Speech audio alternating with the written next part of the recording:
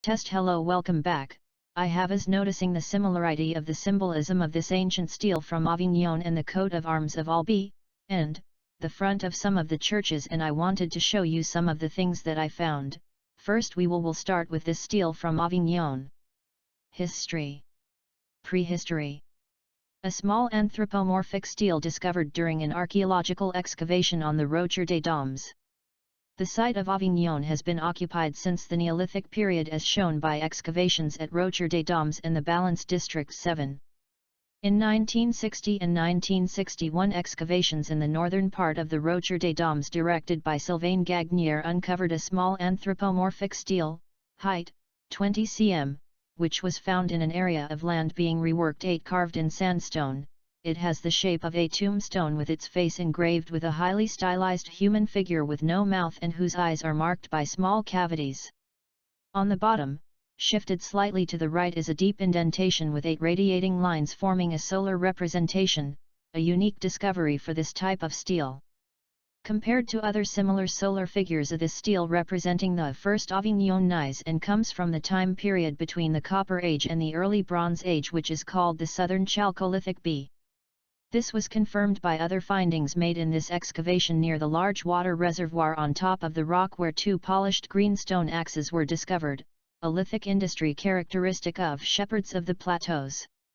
There were also some chalcolithic objects for adornment and an abundance of Hallstatt pottery shards which could have been native or imported, Ionian or Phocian.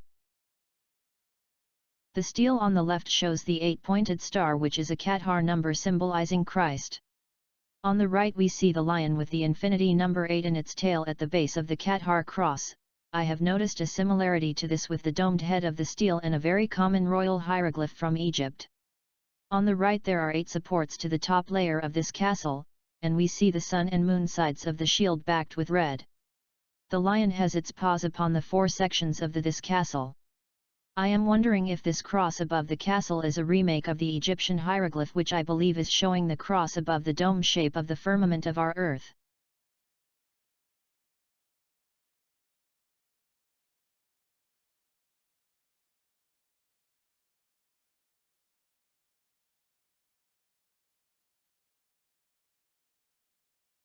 This is a detail from the front of a cathedral in Conques, France.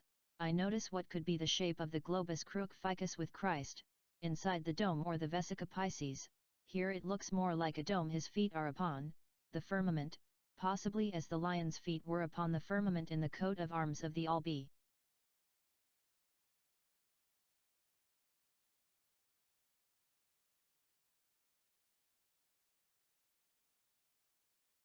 I am showing you the overlay of the Egyptian hieroglyph of rulership. It is the same symbol of rulership used by royals and Roman emperors. Here is another layer overlay to show you the Globus Cruciger and how it relates to the idea of the kingdom of the Egyptians and the king dome, the dome of the king of God. Here are some more Globus Crucigers. Alright, so I just wanted to talk a little bit about these Globus Crucigers. This is a crown, and it does look like the coin of Herod, as I've shown you before. It has these 4 little strings coming off of it. These are very important, and I've referred to them before as the rainbow serpents. They could be the landing gear. If you look at the Herod coin in some of my other videos, kind of a mystery what those things are, but on our Capitol buildings today, the domes have pillars underneath them. So I think those pillars are actually what those dangly things are on the side. Here we have a Capricorn. It's goat and fish. There's also the horse and the fish is the hippocamp, and it has a little globe. It's a ruler, and it's holding a little globe. And here we have another king holding a Globus Cruciger, and he also has a staff. The staff is the spine. The staff is the spine of man, and you could see the cross on the top. This tells you that the spine goes up to the pineal gland, which goes to the back of the eye where the eyes cross. I just did a video talking about the eye anatomy and how it shows this cross at the top of the globe. So the globe is really, the Globus Cruciger is really here in Conques, France, the eye. Yeah, so here he is. He's displaying the as above, so below sign. We see this in Astana, where that angel there has wings, and he or she is also showing the as above, so below sign. This is Peter of Aragon. Here we see a cawing of Peter II of Aragon, who according to the Qatar wiki died fighting the Albigensian crusaders who were attacking the Albi. It is interesting that he is shown in nearly the same position as Christ was on the front of the church that I just showed you. Yes, he has his feet on the firmament, and we even see a small lens shape at the bottom of this eyeball. And at the top we have the cross. He's holding the Globus Cruciger. That's the mirror of the outside shape. So he's sitting inside it, and he's holding it as the very same as the other picture. All right, so you can see from this how important this posture is. We see it over and over again, and I'd like to draw your memory to another picture, the coat of arms of Paris, where you have the C and you have the arc, and it is much the same shape as this. So we'll just go back to this Avignon Steele. I wanted to show you the eyes and the shape of the eyes and how they turn it into the shape of their castle fronts.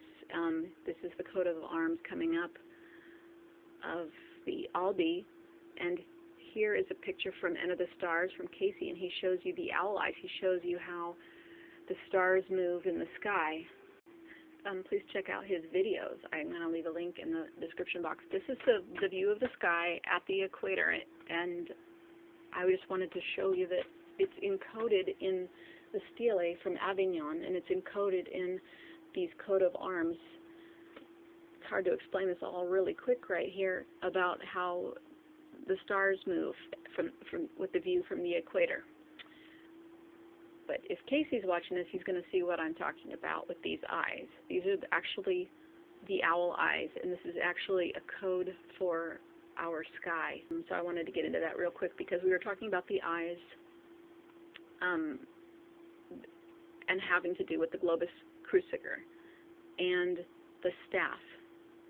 You see always in his right hand is the staff.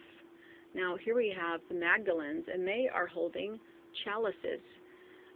And she's more associated with the dove, which is the Holy Spirit, because this is the Father, Son, and Holy Spirit. So this is the Mother, and she's holding a chalice here. A chalice is open, and the Cruciger is closed. This is why I feel like the Cruciger is a form of control. This is also, I believe, a sign of the eyes. This is from a Hermetic picture, and I believe that it shows you the two eyes, the good and the evil. It's like the two thieves. One was good, one was evil, and you can't really say evil. It's black and white, sun and the moon. But in the center, we have all of this structure. We have brain structure. In the Book of Enoch, it talks about the pyramid having brain structure. We have the crown, the triple crown. These could all be brain structures. Here again, showing you the cross behind the eyes. And bringing this back to the dome, which is more of a symbol of control. When we have the Roman laurels here on the side, wherever you see that, you know that you are actually in Rome, no matter where you are in the world. If you see this on a building, you are in Rome. There's a lot to say about this coin. I should make a video just on this coin. Here we are with Peter again, just to show you the shape of the eyeball and the Globus Cruciger, the cross at the top, and here we have the cross behind the eyes. This is why they have the two kingdoms in Egypt. And then just a quick look again at Christ inside the eye with his feet on the firmament. All right, so that's, sorry if this one was a little confusing. I'm going to try and digest and organize all of these concepts in an easier to understand way. Thanks for checking in. Come back soon. Talk to you later. Bye-bye.